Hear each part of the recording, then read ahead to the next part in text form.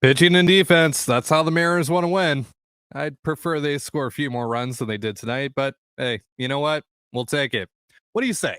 One last show for the month of May? Let's do it. This is the Locked On Mariners postgame show. You are Locked On Mariners, your daily Seattle Mariners podcast. Part of the Locked On Podcast Network, your team every day.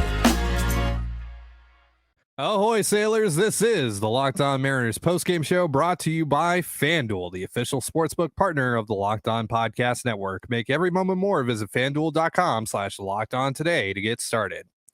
I am your host, Trident Gonzalez. It is Wednesday, May 31st, 2023, and your Seattle Mariners, folks, have walked off the New York Yankees 1-0 to salvage a game from a series that really couldn't have started any worse than it did. The Yankees scored 20 runs in the first two games of the series. But you know what? That's all they walked away from the series with, because George Kirby and the rest of the Mariners pitching staff shoved tonight. 8 scoreless innings for Kirby. We're also going to talk about Paul Sewald's inning, because something pretty interesting happened during that frame. We're also going to talk about Justin Topa's inning. That was a really good one to keep the Yankees off the board in the top of the 10th after an unfortunate JP Crawford error. But hey, before that, JP had a really nice game defensively, had arguably the play of the year so far for the Mariners. Julio Rodriguez also flashing the leather in this one.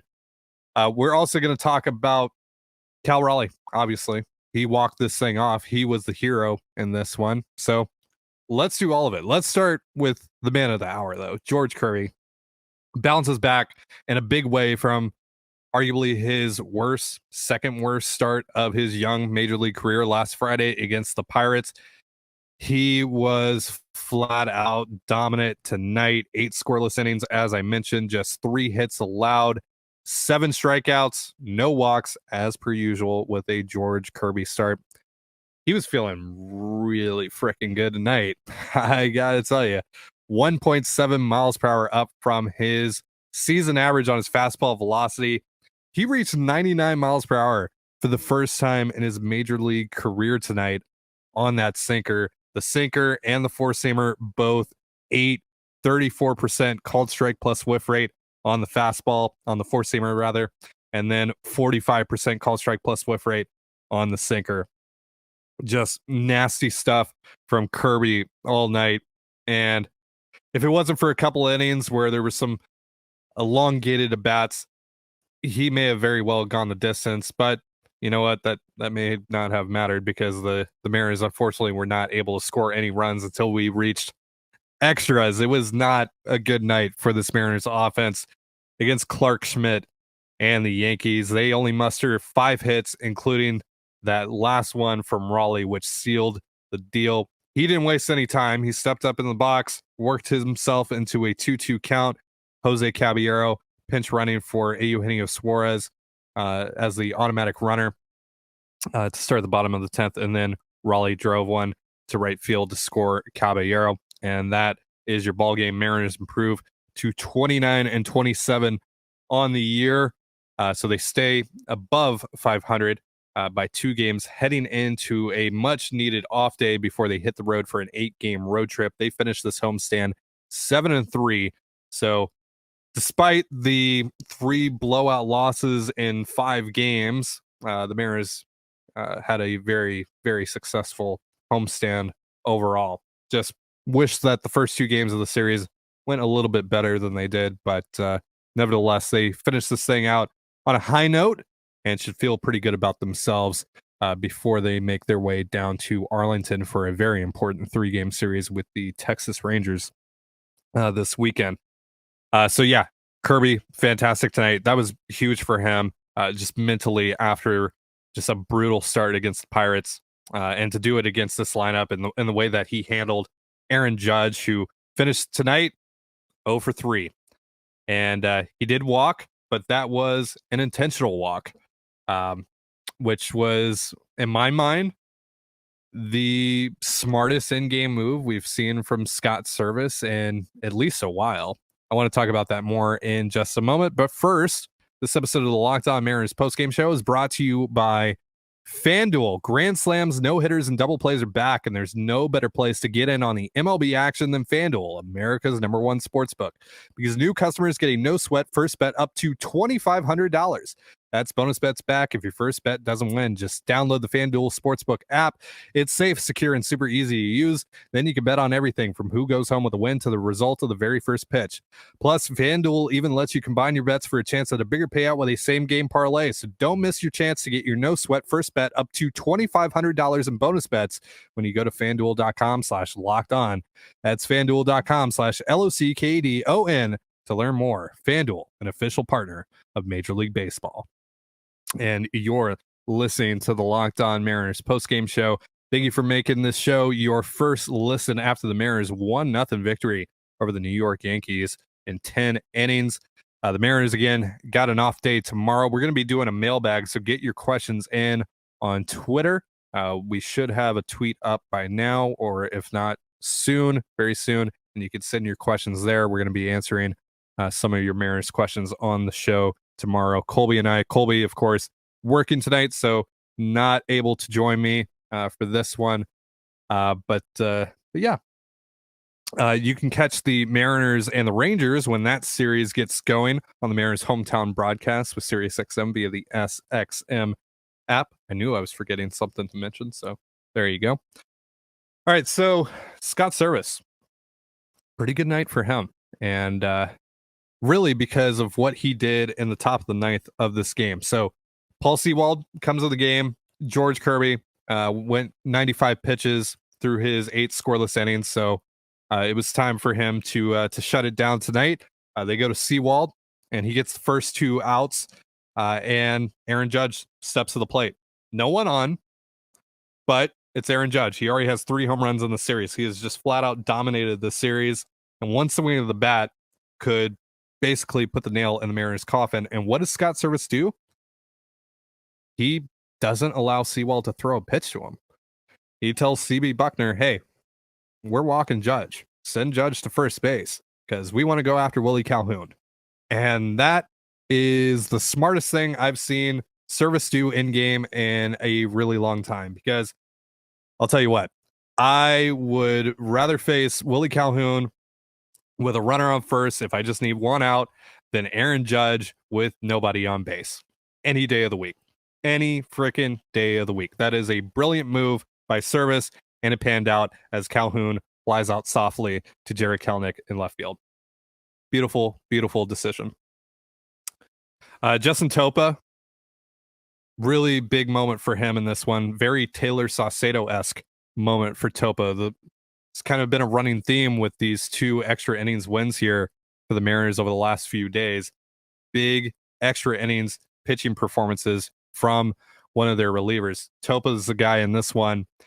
He induces a soft ground ball to JP Crawford to start this off, and Crawford seemed to have an easy play to potentially throw out the automatic runner at third, but took his eye off the ball a little bit and ended up bobbling it, and everyone was safe. And it's like, oh man, here we go. Right. Isaiah Kiner-Falefa steps into the box, and he had an at bat earlier on in this game where he drove the ball deep to center field, which could have scored a go-ahead run, but Julio Rodriguez with a beautiful running grab towards the wall, leaping grab to end that threat. Again, he steps in the box, and Topa gets him to pop out to Eugenio Suarez. Then he walks Jake Bauers, who was just, of course, a thorn in the Mariners' side. Former Mariner, despite entering the series with a 70 WRC plus. Bauers walks, and then Anthony Volpe steps up to the plate, and Topa gets him to ground out to Suarez with the bases loaded. Suarez throws home, which is an incredibly difficult play that Suarez made look really, really easy to get the force out at home.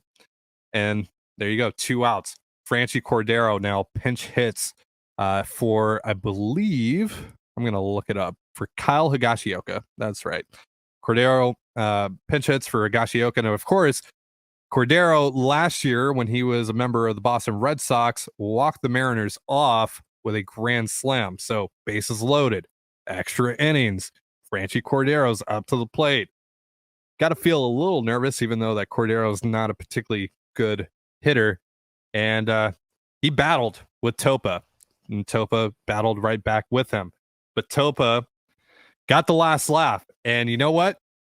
I didn't see it because MLB TV, I don't know how many of you have it, but MLB TV loves to do this thing at midnight in your time zone where it'll just kick you out of the game that you're watching because it refreshes the homepage with all the games for that day that it turned to. So I'm sweating it out and I tune back into the game, and you know what? I see Justin Topa popping off on the mound, as he should, with a big strikeout of Cordero to end the threat, keep the Yankees off the board, which was huge because, again, this Mariners offense was not generating any sort of threat, really. I mean, they were able to get a couple guys in scoring position over the course of the night, but they just couldn't do jack squat with it. So thank you, Cal Raleigh, for breaking the ice and for allowing me to get to bed at a reasonable time, though I did want to do a post-game show here with you guys. Lastly, let's talk about, JP Crawford's big play, arguably the play of the year for the Mariners. Gilbert Torres with a runner in scoring position could have made this game 1-0. And again, considering the way that the Mariners bats performed in this one, they weren't able to score until we got an extra inning, an additional inning. They may have lost the game on this swing of the bat from Gilbert Torres, 106 miles per hour off the bat. And JP Crawford with the Michael Jordan Space Jam stretch of the arm, somehow making the grab.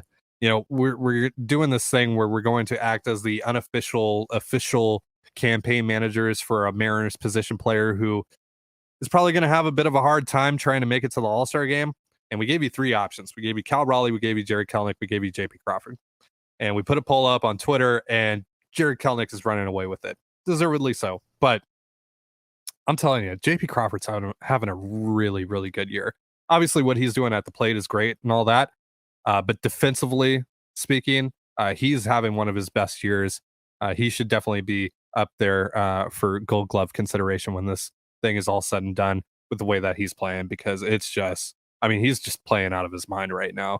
That play against Torres tonight, nasty, just nasty stuff. That was awesome. That has to be top 5 on SportsCenter, top 1, really, if we're being honest. All right, so I think that covers pretty much everything. Appreciate you coming through here, allowing me to chat your ear off a little bit about this game tonight. I was pretty pumped about it.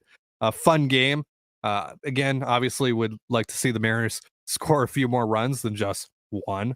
But one was enough to get the job done. And the Mariners, again, improved to 29-27 on the year. They'll enjoy the off day tomorrow. We got a mailbag coming your way tomorrow. So again, get your questions in on Twitter. And once the Mariners get back to action down in Arlington against the Texas Rangers, you can catch all the action on the Mariners hometown broadcast with SiriusXM via the SXM app.